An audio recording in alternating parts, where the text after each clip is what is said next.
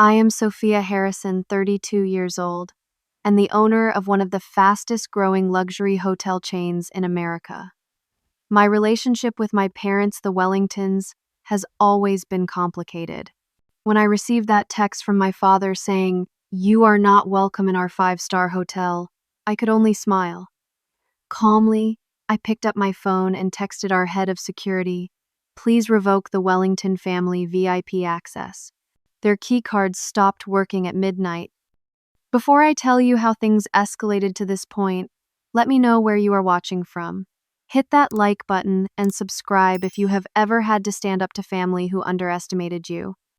Growing up in Boston in an upper middle class family, I should have had everything a child could want.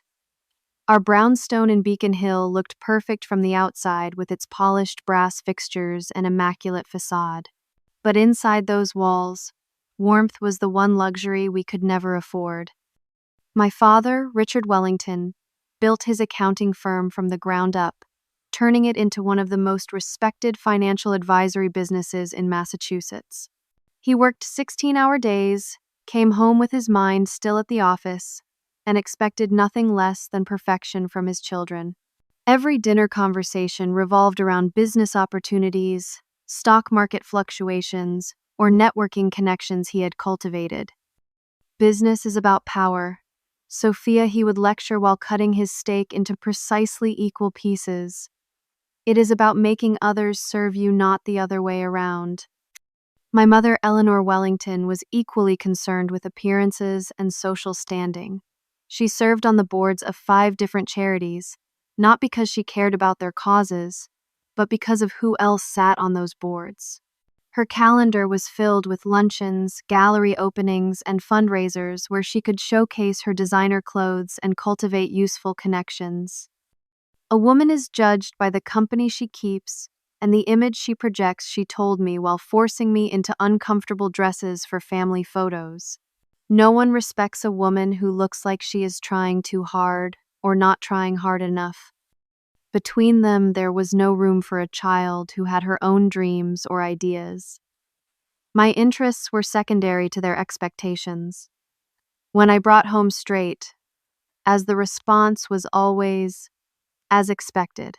When I won a regional essay contest in 7th grade, my mother merely asked if any of the judges were connected to the Prescott family because she was trying to secure an invitation to their summer gala. My brother Thomas, 2 years older than me, became the golden child by simply following our father's blueprint. He studied economics, joined the Wright fraternity, and mimicked our father's mannerisms down to the Windsor knot in his ties. For this, he received nods of approval and actual conversations about his future. I discovered my passion for hospitality during a family trip to New York when I was 10. We stayed at the Plaza, and while my parents networked in the lobby bar, I wandered around in awe of the operations. A kind manager named Harold noticed my interest and gave me an impromptu tour of the behind-the-scenes areas. I saw how the staff worked together like a perfect machine, creating magical experiences for guests. The way Harold spoke to every employee with respect, from the executive chef to the newest bellhop, showed me a different kind of leadership than my father practiced. "What do you want to be when you grow up?" young lady, Harold had asked. "I want to run a hotel. Like this one," I answered without hesitation. When I shared this dream at dinner that night, my parents exchanged that look I had come to dread. It was the same look they gave when I wanted to join the school choir instead of debate team. "Hotels are for people who serve others," my father said dismissively. "Wellingtons are not in the service industry. We are served." My mother added, "Darling, you would be changing sheets and cleaning toilets. Is that really what you want for yourself?" They did not understand that hospitality at its heart was about creating experiences and managing complex operations, not just service. But their dismissal only strengthened my resolve. That night, I promised myself that one day I would own a hotel that even my parents would have to admire. Our home life continued in its emotionally barren way through my high school years. While we had every material comfort, genuine connection was scarce. My mother planned my Sweet 16 as a networking opportunity for herself, inviting the daughters of her social circle rather than my actual friends. My father attended my debate tournaments only when they coincided with potential client meetings in the same area. I learned to seek warmth elsewhere, forming close bonds with my English teacher, Mrs. Calloway, and my best friend, Zoe Edwards, whose home became my refuge. Zoe's family had dinner together every night, talking and laughing about their days. They hung her artwork on the refrigerator and celebrated her B+ in calculus as enthusiastically as her win at the science fair. Their home was half the size of ours, but contained twice the love. By the time senior year arrived, I had developed a thick skin and an independent streak that worried my parents. While Thomas went to our father's alma mater to study finance as expected, I applied to Cornell's School of Hotel Administration without telling them. The day my acceptance letter arrived was the first major battleground in the war for my independence, a war that would eventually lead to that text message and midnight eviction 15 years later. The cream-colored envelope from Cornell University sat on our marble entryway table for 3 days before I had the courage to bring it up at dinner. I had already opened it in secret, of course dancing around my bedroom in silent celebration when I read the words, "We are pleased to offer you admission." But the real challenge would be telling my parents. "I have been accepted to Cornell," I announced during a rare family dinner when both parents were present. I tried to keep my voice steady despite my racing heart.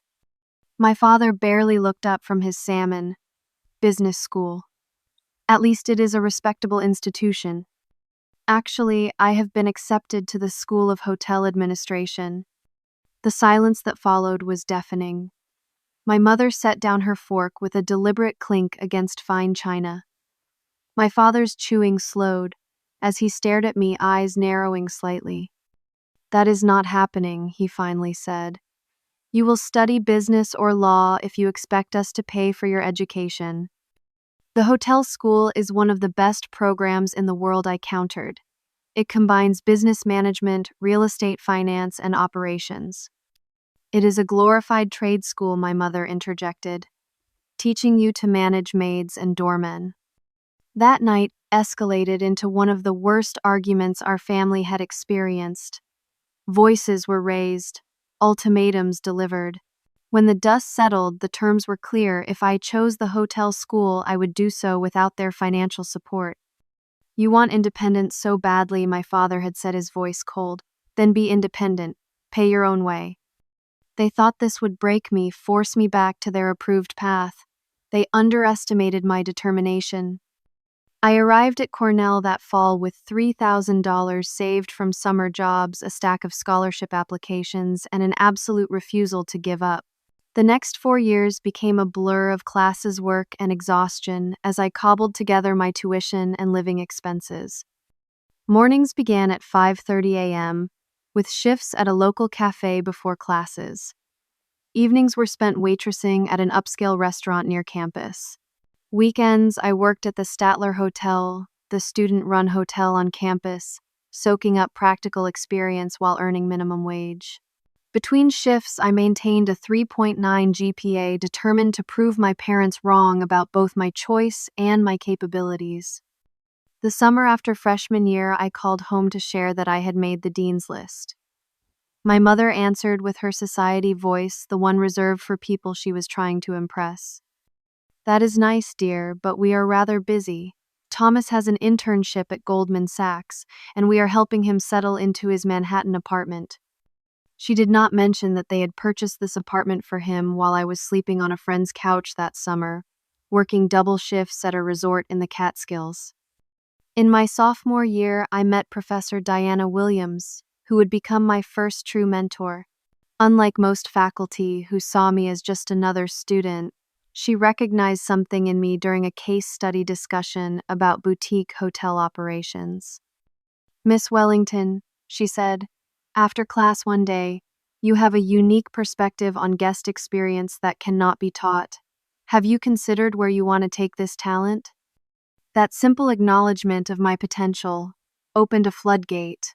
Over coffee that stretched into dinner, I shared my vision for hotels that combined luxury with authentic local experiences, properties that would serve as gateways to their communities rather than barriers. Professor Williams became my advisor advocate and eventually friend. She recommended me for competitive internships, connected me with industry professionals, and pushed me to refine my ideas into a viable business concept. The industry needs fresh thinking, she told me. Too many hotels are carbon copies of each other. Your approach could change the game. During my senior year, I poured everything into my capstone project, developing a comprehensive business plan for a hypothetical boutique hotel in Brooklyn. While other students created conventional luxury concepts, I designed a property that would celebrate local artists, serve locally sourced food, and connect guests to authentic neighborhood experiences. Professor Williams helped me secure a panel of actual investors to evaluate our projects. "This concept has legs," said one panelist, a venture capitalist named Jackson Parker. "It addresses the growing demand for authentic experiences over generic luxury. Have you considered seeking funding?" I graduated with honors, my business plan winning the department's Innovation Award. The ceremony should have been a triumph, a vindication of my choice and my hard work. But when I scanned the audience for my family, I found only empty seats. Later, I learned they had skipped my graduation to attend an awards dinner where Thomas was receiving recognition for his contributions to a charity foundation set up by his investment firm. The betrayal cut deep a wound that festered long after the diplomas were distributed. It was the first time I truly accepted that my achievements would never be enough for them, that their approval was a mirage I had been chasing across a desert of their indifference. That night, alone in my apartment, surrounded by packed boxes, I made a decision. If family meant conditional love based on compliance with their vision, then perhaps family was something I could live without. I would build my success on my own terms, create my own support system, and find people who valued me for myself, not for how well I fulfilled their expectations. The next morning, I received an email from Jackson Parker, the venture capitalist from my presentation panel. "Your concept deserves serious consideration. Let us meet when you get to New York." With my diploma, my business plan, and an invitation that represented more faith than my family had ever shown in me, I left Ithaca behind. New York City awaited, and with it the chance to transform my dreams into reality, one hotel room at a time. New York City greeted me with its characteristic indifference to newcomers, neither welcoming nor rejecting, simply existing with the expectation that I would either adapt or disappear. I found a tiny apartment in Astoria, Queens, sharing with 3 other recent graduates I found through a Cornell alumni forum. The commute to Manhattan was long, but the rent was something I could manage on an assistant manager's salary. The Astor Place Hotel was a mid-range property catering to business travelers and tourists seeking a central location without luxury prices. As assistant front desk manager, I worked the overnight shift that nobody wanted from 11 p.m. to 7 a.m., dealing with late check-ins, noise complaints, and the occasional intoxicated guest who could not find their room key. "You have a degree from Cornell, and this is what you are doing with it," my father said during one of our increasingly rare phone calls. "Thomas is already managing a portfolio worth millions." What he failed to understand was that I was exactly where I needed to be, learning the industry from the ground up. Each shift taught me something valuable about operations, guest psychology, or staff management that no classroom could provide. During the day, between brief periods of sleep, I refined my business plan. The Brooklyn concept I had developed at Cornell evolved as I incorporated real-world insights from the Astor Place. I created spreadsheets projecting startup costs, operating expenses, and revenue forecasts.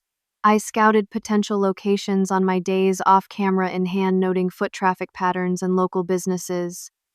3 months into my new life, I met with Jackson Parker at his office overlooking Central Park. I had expected a quick coffee and vague encouragement. Instead, he had assembled a small team of analysts who peppered me with questions about my concept for 2 hours straight. Most first-time entrepreneurs come in with dreams and no details, Jackson said as we concluded. You have brought us a complete roadmap. I am impressed, Sophia. 2 weeks later, he introduced me to Lydia Mercer, an angel investor who specialized in hospitality ventures. Over dinner at her private club, Lydia listened intently as I outlined my vision for a hotel that would serve as a community hub rather than just a place to sleep. Hotels have become too standardized, I explained. Guests increasingly want to feel connected to the place they are visiting.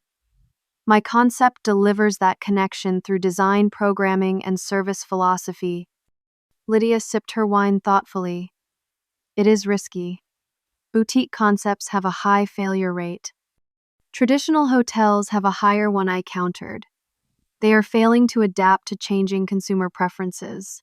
Business travelers under 40 are choosing Airbnb over cookie-cutter hotel chains because they want authenticity. By dessert, Lydia had offered to provide 40% of my startup capital in exchange for a 30% equity stake. It was not ideal, but it was enough to leverage a small business loan for the remainder. 6 months later, I found myself standing in a dilapidated former textile factory in Williamsburg, Brooklyn. The roof leaked, the floors were uneven, and the electrical system would need to be completely replaced. But the bones were good: high ceilings, huge windows, exposed brick, and a location 2 blocks from the subway. You can still back out, Jackson said as we toured the space. First-time renovations usually run twice the budget and take 3 times as long as projected. I ran my hand along a century-old wooden beam. This is it. This is the one. The next 18 months became a crash course in construction management, permit acquisition, vendor negotiations, and budget crises. I moved into a tiny storage room at the construction site, sleeping on an air mattress to save on rent and to be available whenever decisions needed to be made. My social life evaporated. My health suffered. But slowly, the textile emerged from the ruins of the old factory. We preserved as many original elements as possible, incorporating the building's industrial past into the design.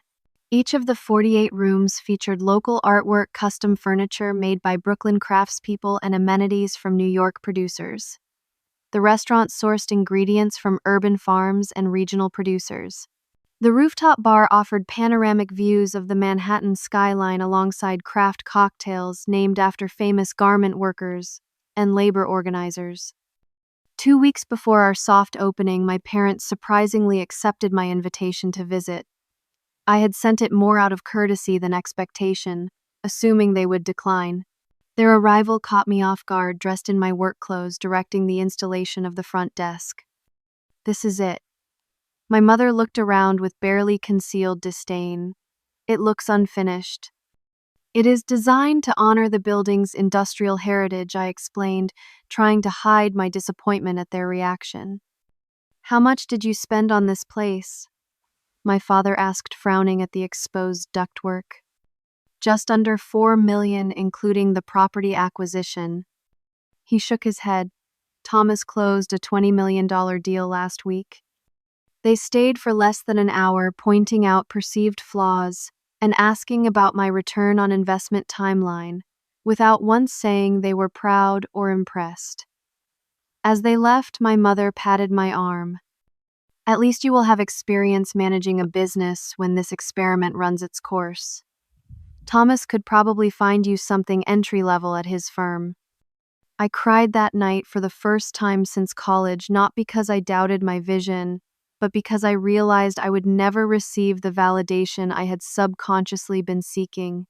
The next morning, I dried my tears and got back to work. If I could not have their approval, I would earn the world's instead. The textile opened to little fanfare but strong local interest. Our communal spaces filled with a mix of hotel guests and Brooklyn residents drawn by our events programming, which included everything from craft workshops to talks by local authors. Reviews highlighted our neighborhood integration and personalized service. Unlike sterile chain hotels, The textile feels like staying with a well-connected friend who knows all the best local spots, wrote a reviewer for a popular travel blog. 6 months in, we hit break even 3 months ahead of projections. At the 1-year mark, we were running at 87% occupancy, well above the industry average. The restaurant had earned a favorable mention in the New York Times, and our rooftop bar had become a destination for locals and tourists alike. With the success of the textile, investors began approaching me rather than the other way around. 18 months after opening, I secured funding for a second location, this time in a former paper factory in Long Island City. The paper mill opened 10 months later, following the same philosophy of honoring local history while creating modern comfort. With each property, the Harrison Hospitality Group brand grew stronger. We became known for transforming overlooked buildings into destination hotels that felt organically connected to their neighborhoods. Our staff retention rates were among the highest in the industry, as I implemented the policies I had dreamed of as a student: living wages, growth opportunities, and a culture of mutual respect. 5 years after opening the textile, I had paid back my initial investors while maintaining controlling interest in the company. My parents had never returned after that first disappointing visit, though they occasionally mentioned Sophia's little hotel project when speaking to relatives, always with the implication that it was a temporary diversion before I came to my senses. Little did they know that their dismissal had become my greatest motivation, driving me to prove that service could indeed be a path to success, that creating meaningful experiences for others could be more fulfilling and profitable than chasing wealth for its own sake. With each new property, each positive review, each returning guest, I built not just a business, but a refutation of everything they had taught me about value and worth. The foundation was laid for what would become my greatest triumph, and the catalyst for that fateful text message that would finally sever the last pretense of family harmony. 5 years passed in a whirlwind of expansion, each new property reinforcing the Harrison Hospitality brand as a leader in the boutique hotel space. By my 30th birthday, I owned 5 successful hotels across New York, Boston, and Philadelphia, each converted from historic buildings with stories to tell. The textile in Brooklyn had become something of a case study in hospitality schools for its innovative approach to community integration and local partnerships. My corporate headquarters occupied the top floor of a converted warehouse in Manhattan's meatpacking district. The office reflected our brand identity with its open floor plan, collaborative spaces, and walls, showcasing the work of artists who had residencies at our properties.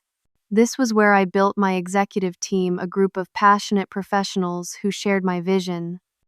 Natalie Rivers became my chief operating officer after impressing me with her operational excellence at the paper mill. She had a background in both luxury hotels and tech startups, bringing a unique perspective to our expansion strategy. "We should be looking at secondary markets," Natalie suggested during our quarterly planning meeting.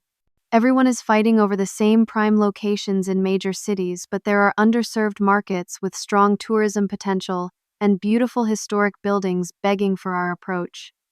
Her insight led us to open the Foundry in Pittsburgh and the Telegraph in Savannah, both of which quickly became the most sought-after accommodations in their respective cities. My chief financial officer, Derek Taylor, had previously worked for a major luxury chain before joining Harrison Hospitality. "What you have created here is remarkable," he told me after his first month. "Most hotel groups grow by copying and pasting the same concept in different locations. You have built a framework that celebrates what makes each property unique while maintaining consistent service standards." Forbes magazine featured me in their 30 Under 30 issue with a profile highlighting our innovative approach to hospitality. The article called Harrison Hospitality the antithesis of cookie-cutter hotel chains and praised our commitment to adaptive reuse of historic buildings. Industry awards followed, including Hotelier of the Year from the American Hospitality Association. Through it all, the distance between my parents and me continued to grow. They acknowledged my success only in passing, usually as a prelude to discussing Thomas's achievements. Our interactions became limited to obligatory holiday calls and the occasional family event where we maintained a polite facade for relatives. Thomas, meanwhile, had followed our father's path into financial services, rising quickly through the ranks at his firm. From the outside, his life looked perfect: prestigious job, elegant Upper East Side apartment, and a seemingly endless parade of model girlfriends. But during a rare lunch, just the two of us, I glimpsed cracks in his carefully constructed image. "Dad calls me twice a day," he confessed, looking exhausted, wanting updates on deals, suggesting strategies, critiquing my performance. Nothing is ever enough. I recognized the familiar pattern. That is why I had to build something of my own. At least my failures and successes are mine. Thomas stirred his coffee absently. I envy that. Sometimes I look at my life and wonder how much of it I actually chose. Our conversation was interrupted by his phone ringing with our father's custom ringtone. Thomas answered immediately, his posture straightening as if Dad could see him through the phone. I watched my confident brother transform into an eager-to-please employee and felt a mixture of sympathy and gratitude that I had escaped that particular prison. 3 months after our lunch, Thomas called me in a panic. His firm was facing an SEC investigation for some questionable trading practices. While he personally had not been involved in the problematic transactions, the entire firm was under scrutiny, and investors were pulling out in droves. "My team might get dissolved entirely," he explained, his voice tight with stress. "I could be unemployed by the end of the quarter, and no one will touch me while this investigation is ongoing." "What do you need?" I asked without hesitation. I cannot ask Dad for help. He would see it as a personal failure. "Thomas, what do you need?" I repeated. He hesitated. "A bridge loan to keep my team together until we can move to another firm. $300,000. I know it is a lot, but I will pay back every cent with interest." I transferred the money the next day, no paperwork beyond a simple email confirming the amount and a loose repayment timeline. He was family, despite everything. Within 6 months, he had secured positions for himself and his key team members at a more reputable firm and began repaying the loan ahead of schedule. Our parents never knew about this arrangement. Thomas later told me that he had explained his smooth transition to our father as the result of his excellent reputation and network. Dad had nodded approvingly, taking partial credit for having introduced Thomas to the right people years earlier. "Did you tell them I helped?" I asked when Thomas mentioned this. "I tried to." Dad changed the subject. "Mom asked if your hotels were still doing well, then immediately started talking about her friend's daughter, who just made partner at her law firm. Their inability to acknowledge my success or thank me for helping their golden child should have hurt, but I found myself increasingly indifferent to their approval. My life had filled with people who valued me for who I was, not who they wanted me to be. My executive team had become a family of choice. My hotels created communities where both guests and staff felt they belonged. Still, a small part of me wondered if there would ever come a day when my parents would truly see me, when they would visit one of my properties and feel proud rather than dismissive. That lingering hope, however faint, would soon collide with an unexpected opportunity setting in motion the events that would lead to our final confrontation. The call came on a Tuesday morning as I reviewed designs for our upcoming Chicago property. Derek Taylor, my CFO, requested an urgent meeting, his usually calm demeanor tinged with excitement. "Linden Hospitality Group is looking to divest their luxury division," he announced, sliding a folder across my desk. 6 properties, all 5-star in prime locations. New York, Miami, Los Angeles, Chicago, Washington, D.C., and Las Vegas. I raised an eyebrow. "They are out of our price range, Derek. Their properties run at price points well above our model." "That is the interesting part," he continued, opening the folder to reveal financial statements. "They have been mismanaged for years, Occupancy rates are below 60%. Guest satisfaction scores are tanking. But the properties themselves are exceptional, and the locations are irreplaceable. As I reviewed the numbers, I realized he was right. The hotels were struggling not because of their concept or location, but because of outdated operational practices and a failure to adapt to changing luxury consumer preferences. The parent company wants a clean break to focus on their resort properties, Derek explained. They are willing to sell at 20% below market value for a quick, quiet sale. What is the asking price? $180 million. I let out a low whistle. It was significantly more than our previous acquisitions combined. I have already spoken with our banking partners, Derek continued. Given our track record and the underlying asset value, they are willing to finance 70%. We would need to raise about $55 million in equity. That is still a significant amount. Yes, but Jackson and Lydia have both expressed interest in participating. With their networks, we could raise the rest. I leaned back in my chair, considering the opportunity.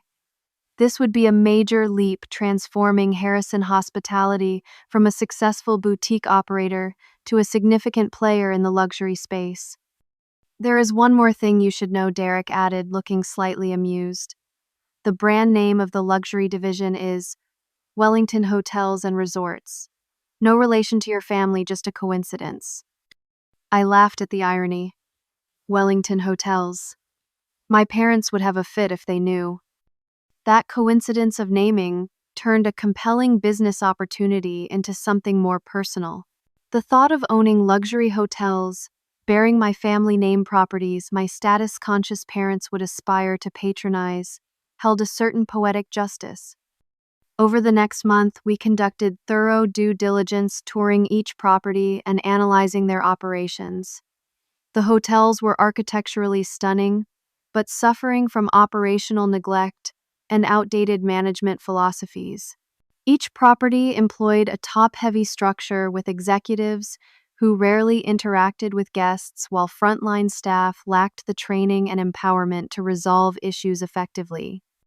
Working with my executive team, I developed a comprehensive transformation plan for each location. We would preserve the luxury elements that worked while introducing the community connection and authenticity that defined the Harrison Hospitality experience. We would flatten management structures, invest heavily in staff training, and introduce technology to enhance rather than replace human interaction. With a solid plan in place, we secured the financing and equity needed for the acquisition. The deal closed quietly with minimal press coverage beyond industry publications, noting that the struggling Wellington brand had been acquired by an investment consortium led by Harrison Hospitality Group. We deliberately kept my ownership role low profile during the transition. The holding company structure we created meant that to the outside world, Wellington Hotels and Resorts was now affiliated with Harrison Hospitality, but maintained its separate brand identity. This allowed us to implement changes methodically, without causing alarm among longtime staff or loyal guests. The transformation began immediately, with Natalie overseeing the operational overhaul while I focused on repositioning the brand. We invested in staff training, revamped food and beverage concepts to highlight local cuisine, and partnered with local artists and designers to refresh public spaces without costly renovations. The flagship property, the Wellington, New York, became our showcase for the brand's evolution. Located just off Fifth Avenue, the hotel had once been among Manhattan's most prestigious addresses, but had lost ground to newer luxury properties in recent years. We restored its faded glamour while introducing elements that made it feel connected to contemporary New York. 6 months into the transformation, occupancy rates had climbed to 75% across the portfolio. Guest reviews praised the refreshed atmosphere and notably improved service. Industry observers began talking about the Wellington Renaissance as an example of successful luxury hotel repositioning. Throughout this period, I maintained my low-profile connection to the Wellington brand, rarely visiting the flagship property and allowing my management team to handle day-to-day operations. This decision was partly strategic, letting the brand transformation speak for itself, but also personal. I knew that my parents, with their love of luxury status symbols, would eventually discover the improved Wellington, and I wanted their authentic reaction uncolored by knowledge of my involvement. That opportunity came sooner than expected. Thomas mentioned during one of our occasional calls that our parents had recently stayed at the Wellington, New York, and could not stop talking about it. Apparently, it is their new favorite hotel, he said. Mom is telling all her friends they have to stay there. She even posted about it on Instagram, which you know she never does with other places. I bit my lip to keep from laughing. Did they say what they liked about it? Everything, according to Mom. The service, the restaurant, the amenities. Dad was impressed that the general manager knew his name and seated them at the best table in the restaurant. He said it reminded him of how luxury hotels used to be before they all became corporate and impersonal.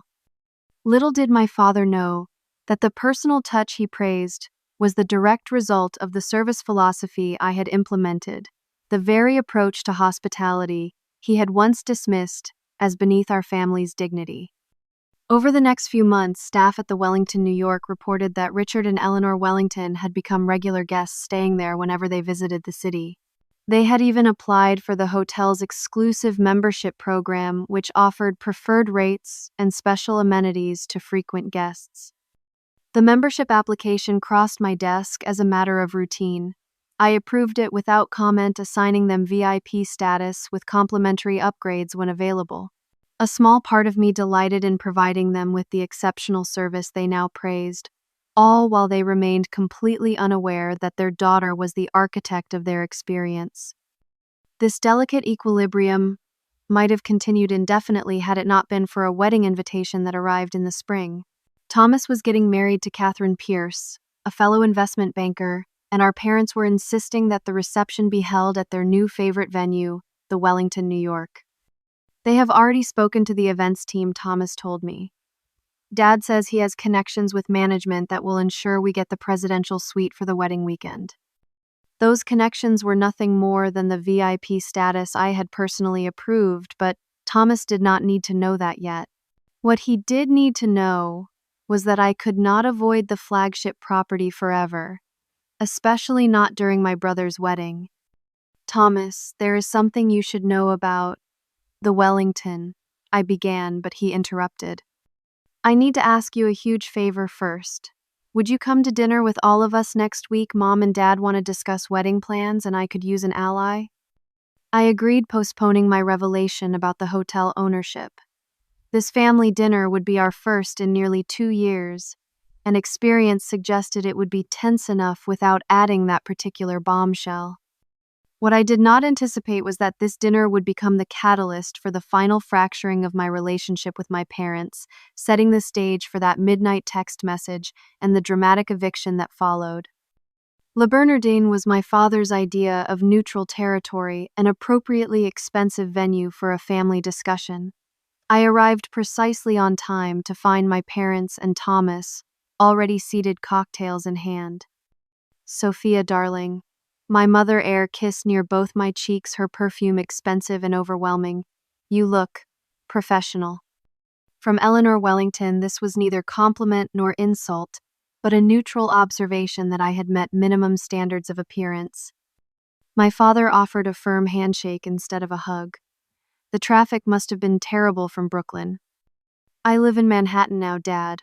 Soho. I had moved 2 years ago, a detail I had mentioned during our last Christmas call. Of course, he waved away his error.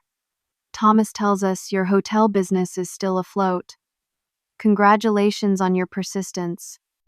Before I could respond to this backhanded compliment, Thomas intervened with a too bright smile. Catherine is sorry she could not make it tonight. Last-minute client emergency. Dinner proceeded with the choreographed politeness that characterized all our family gatherings. My mother dominated conversation with updates on people I barely remembered from childhood. My father periodically checked his phone, offering occasional comments about market conditions or political developments. Thomas played his usual role as conversational mediator, ensuring no silence lasted too long. I had almost made it through the main course when my mother turned her attention fully to me. "Sophia, darling, you are 32 now."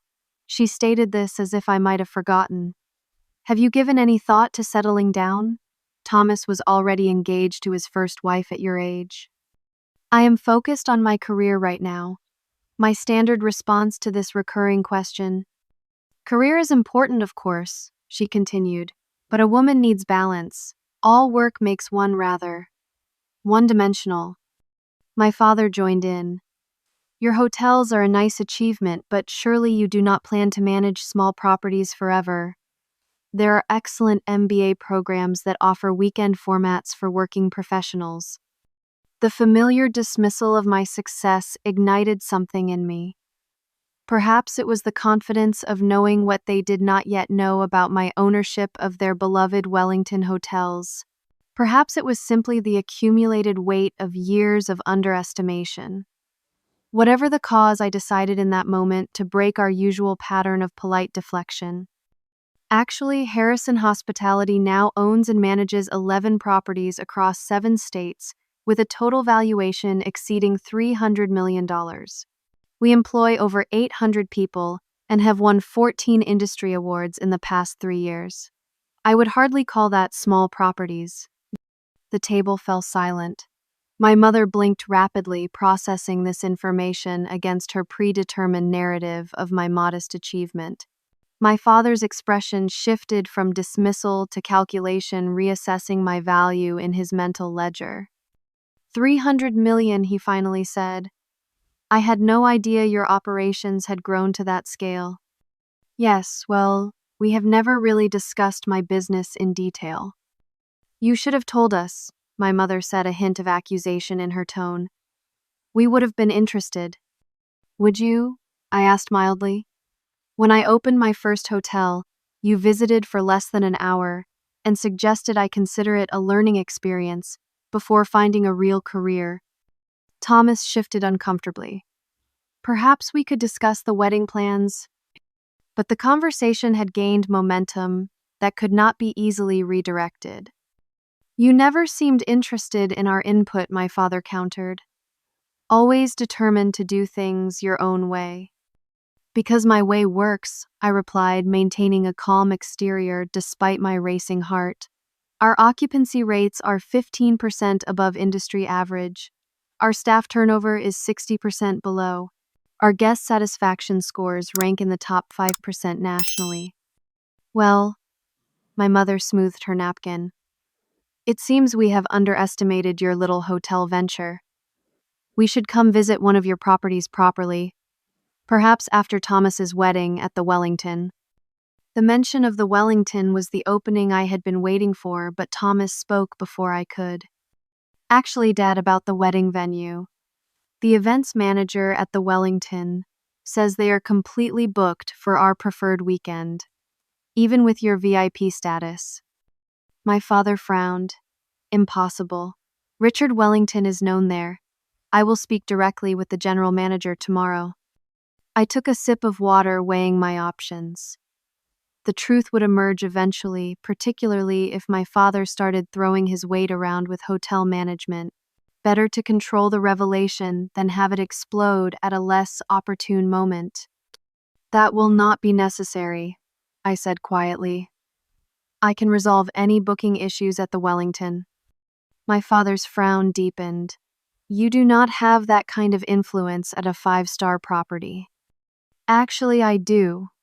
I reached for my phone, opened my photos, and slid it across the table.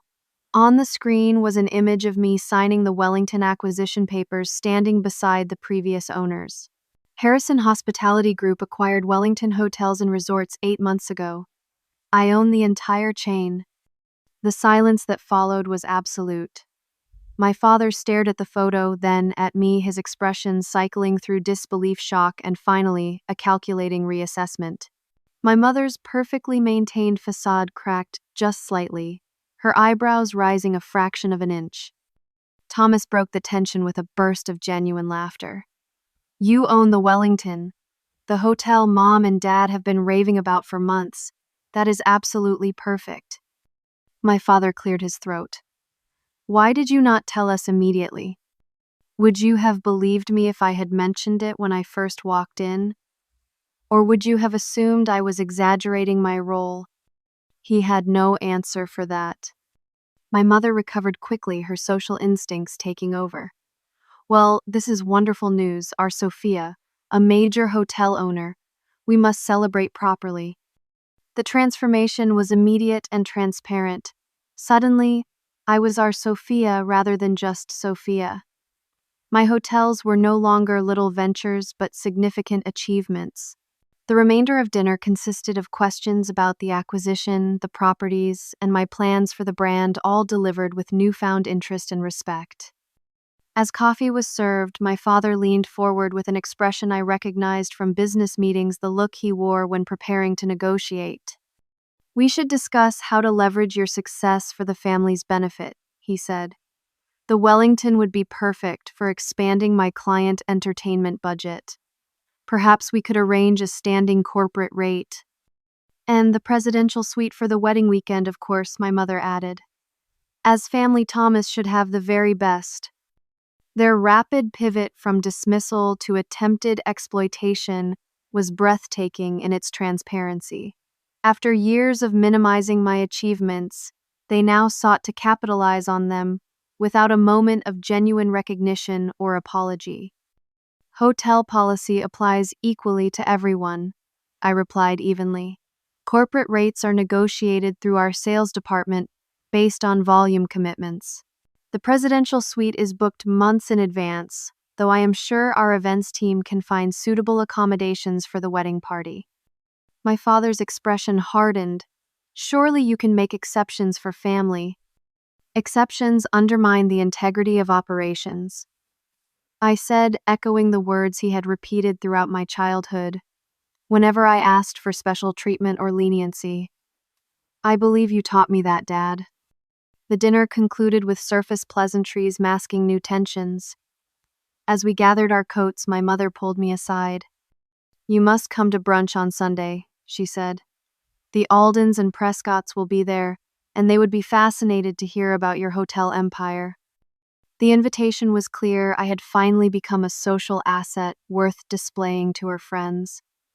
The daughter who owned luxury hotels was far more valuable than the daughter who had chosen a service industry career. "I will check my calendar," I replied noncommittally.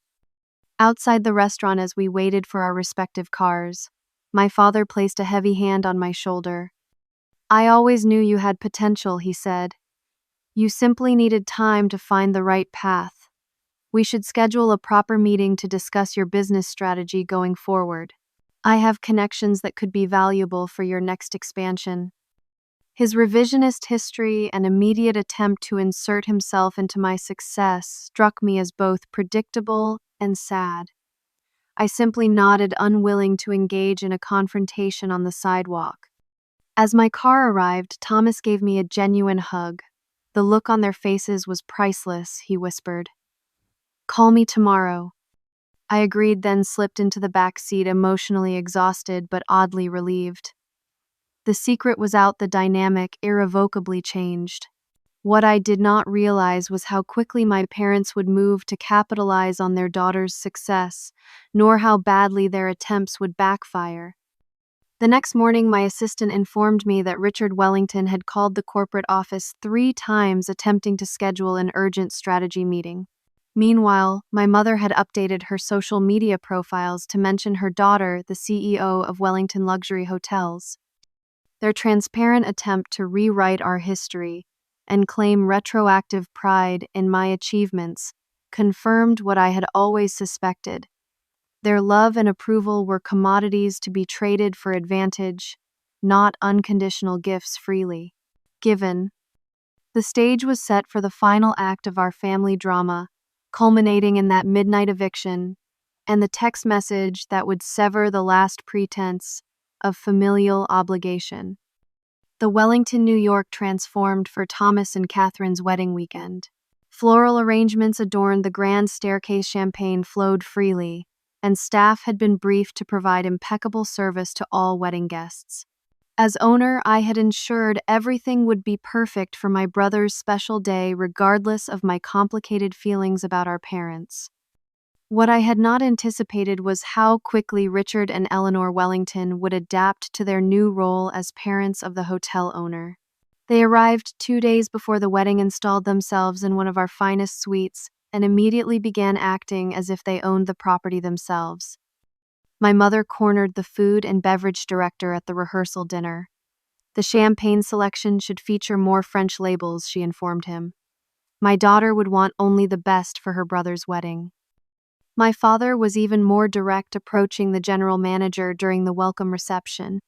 As Sophia's father, I expect a full briefing on the hotel's performance metrics tomorrow morning, 9 a.m., sharp in my suite. Staff trained to be respectful but firm politely declined these inappropriate requests while offering appropriate alternatives. My parents, unaccustomed to hearing no, grew increasingly frustrated. I maintained a professional distance, focusing on ensuring Thomas and Catherine's experience was flawless while avoiding direct confrontation with my parents.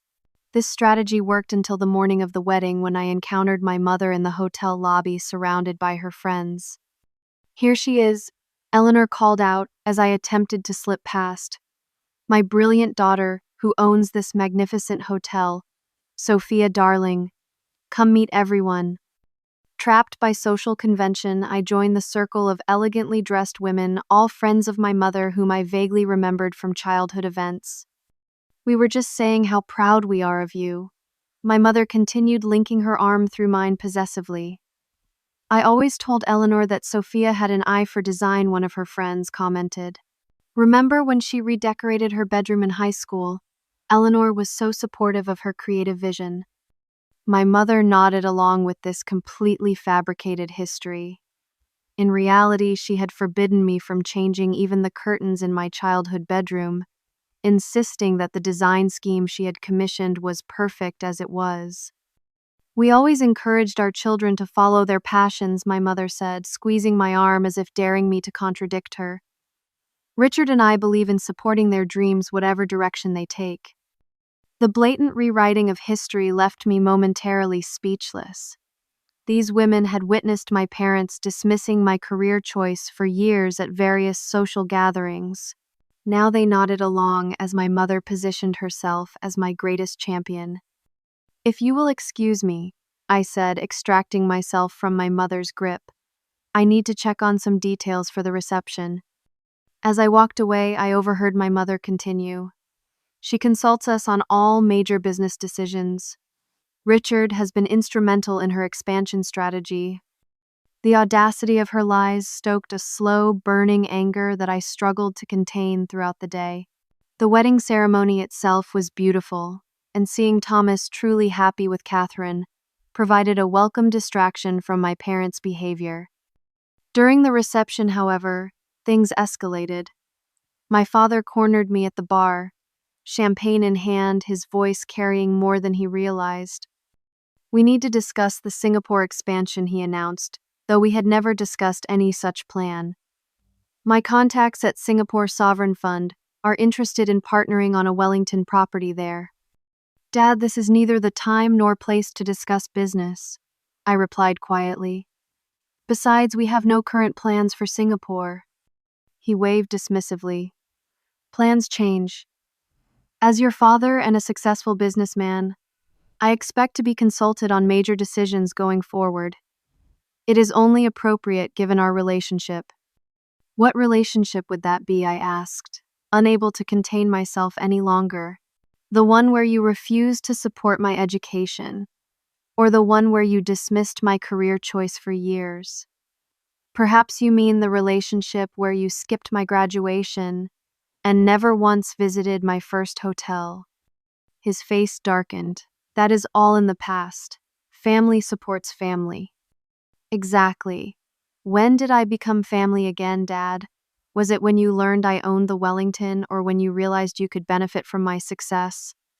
A few nearby guests glanced our way, sensing the tension. My father lowered his voice to a harsh whisper. "You are making a scene at your brother's wedding.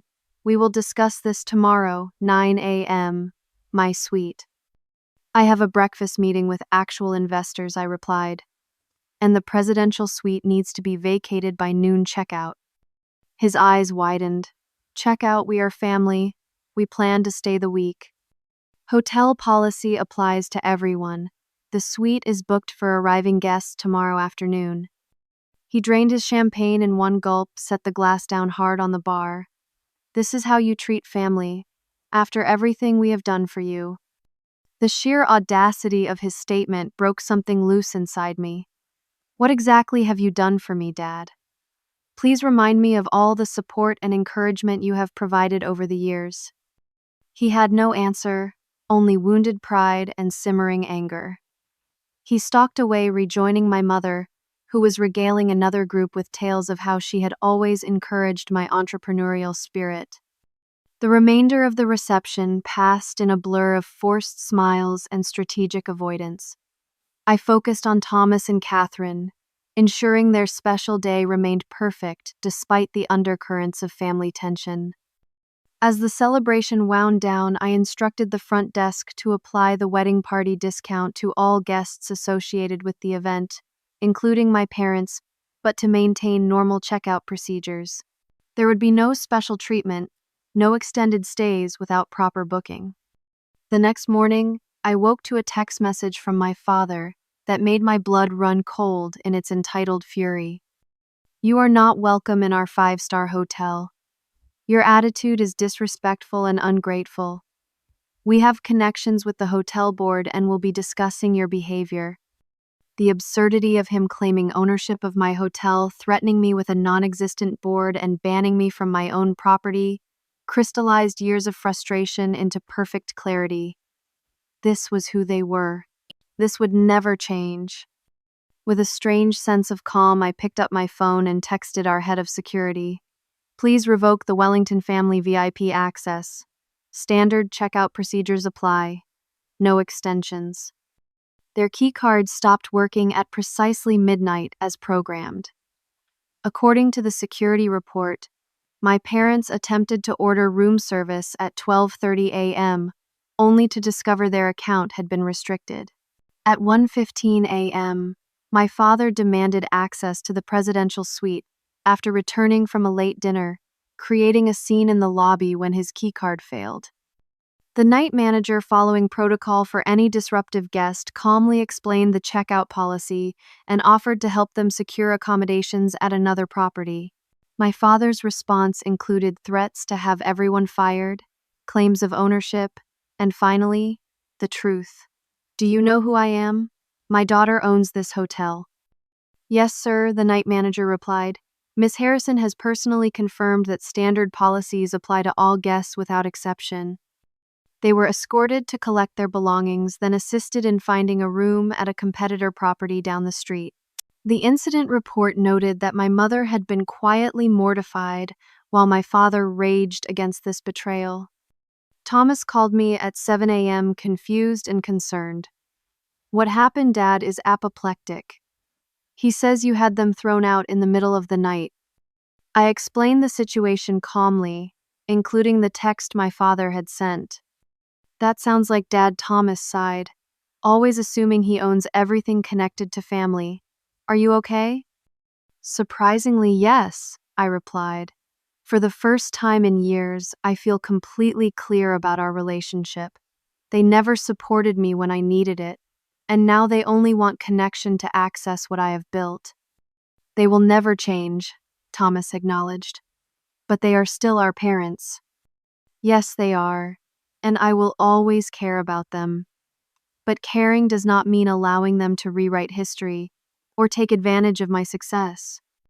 Later that day, my parents arrived at the corporate offices of Harrison Hospitality, demanding to see me.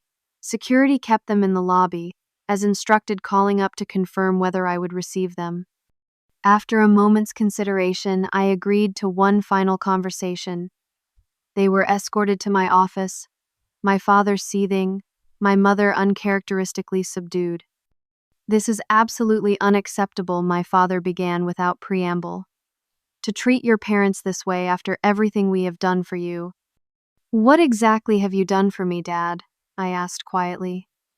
"I have built this company without a dollar of your money or a word of your encouragement. You dismissed my education, ignored my early success, and only acknowledged my achievements when you realized they could benefit you." "We gave you life," my mother interjected. "We raised you, provided for you. You provided material comfort without emotional support.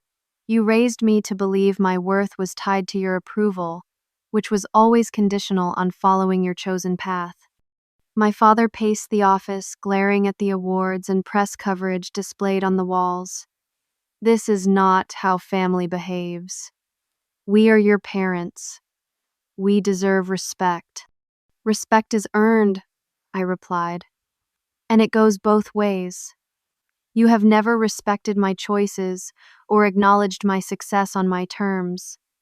So you humiliate us, have security escort us out of a hotel in the middle of the night. I applied the same policies to you that apply to every guest. No special treatment, no exceptions. Just as you taught me, Dad. Business is business." My mother dabbed at her eyes with a monogrammed handkerchief. "What do you want from us, Sophia?" "An apology." "Fine, we are sorry if we hurt your feelings. Now can we move past this unpleasantness?" Her conditional apology, offered as a transaction to restore their access and privileges, confirmed everything I had come to understand about our relationship. "What I wanted," I said slowly, "was parents who believed in me, who supported my dreams even if they did not match your expectations, who celebrated my successes instead of minimizing them. What I wanted was unconditional love, not approval based on how useful I could be to your social standing or business connections."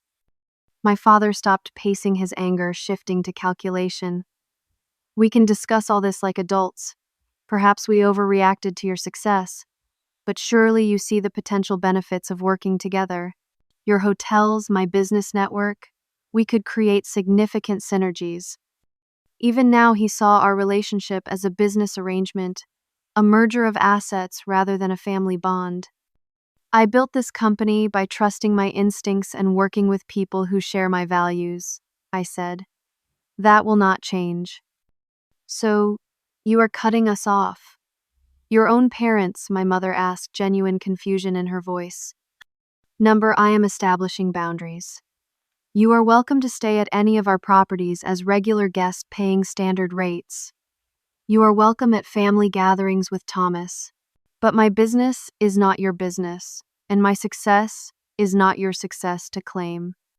They left in stunned silence, unable to comprehend a world where their daughter had not only succeeded without them but refused to grant them the benefits of that success. In their minds, my independence was a betrayal rather than an achievement to be celebrated.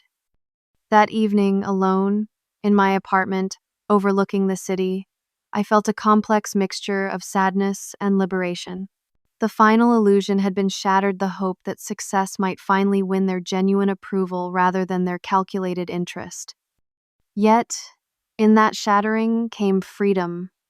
Freedom from seeking validation from those who could never truly give it.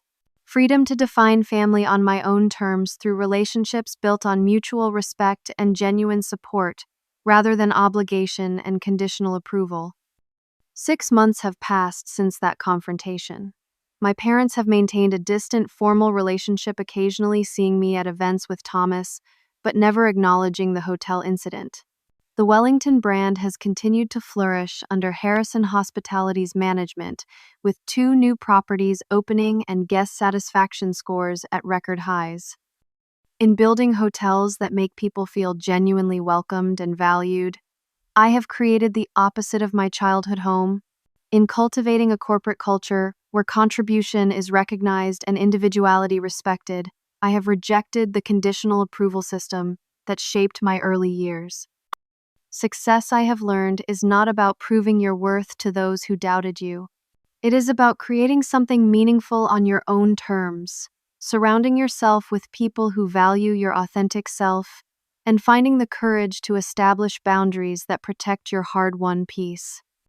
Have you ever had to establish difficult boundaries with family members who only showed interest when you became successful?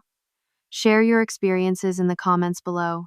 If this story resonated with you, please like and subscribe for more authentic conversations about family dynamics and personal growth. Your support helps this channel continue sharing stories that remind us we are not alone in our struggles. Thank you for listening, and remember, true family is defined by love and respect, not by blood or obligation.